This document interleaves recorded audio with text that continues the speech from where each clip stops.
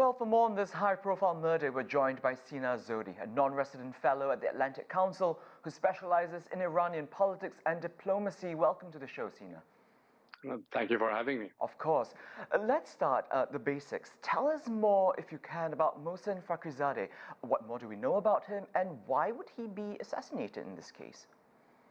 Well, Mohsen Fakhrizadeh was to some extent the father of Iran's nuclear program, and some people have gone to the extent of calling him the Robert Oppenheimer of Iran, referring to Oppenheimer, the American nuclear scientist.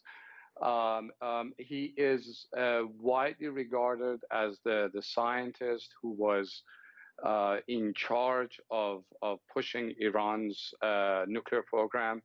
He was one of the people who that IAEA wanted to interview but was never given access to. And 2 years ago, when Prime Minister Netanyahu came out on TV and disclosed Iran's nuclear archive, he specifically mentioned Mohsen Fakhrizadeh, and he said that remember his name. And he was not one of the people that you would hear his name often on media, but he was well known. He was and one of the best experts in the field. Sina, Iran has been producing enriched uranium at levels far exceeding what was agreed in the 2015 deal with world powers. And as you've just said, he's widely regarded as the father of Iran's nuclear program. How much of his death, how much of a setback of his death posed to Iran's nuclear program?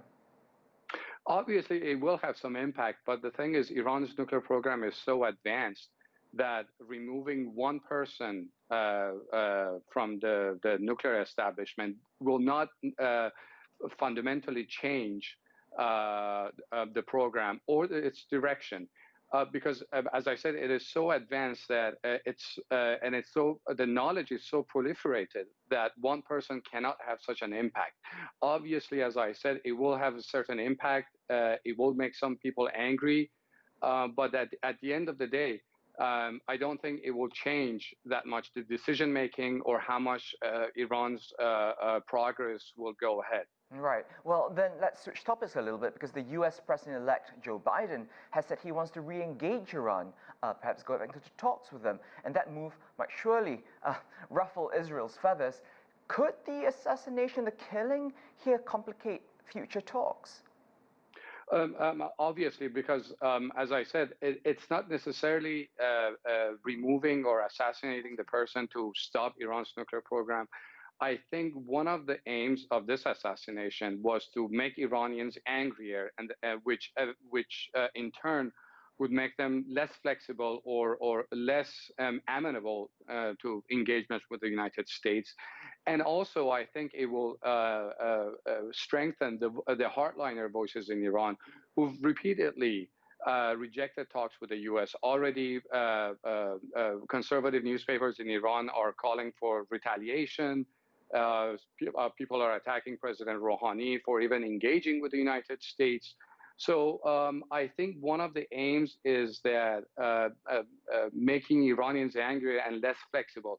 Also, you could see it as a way of setting a trap or goad Iran into a retaliation, which could basically push Iran and the United States into a ladder of escalation, which I think is pretty dangerous for everybody in the region. Iranians, Israelis, everybody in the region would, if something happens, if there's a military conflict, no one, I think, will be safe.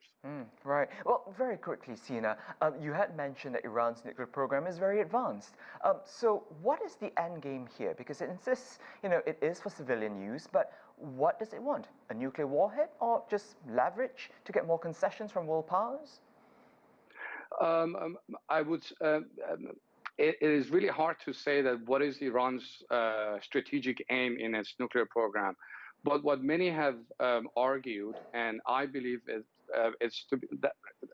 to be accurate, is that Iranians want to have the know-how of developing warhead, so that if push comes to shove, they can quickly develop a weapon. Now, when Iran would make such a political decision, it really depends. For example, if one of Iran's rivals in the region, for example, Saudi Arabia, develops its own nuclear weapon, Iranians will be strongly encouraged to develop their own. Or if Iran is facing an outright invasion, there could be a possibility that Iranians would resort to what many scholars have called the ultimate defensive weapon. So I think the end game for Iran is to advance its program, but stop at the point of actually weaponizing its program. Because if Iran under normal circumstances weaponizes, it would not serve its strategic interests.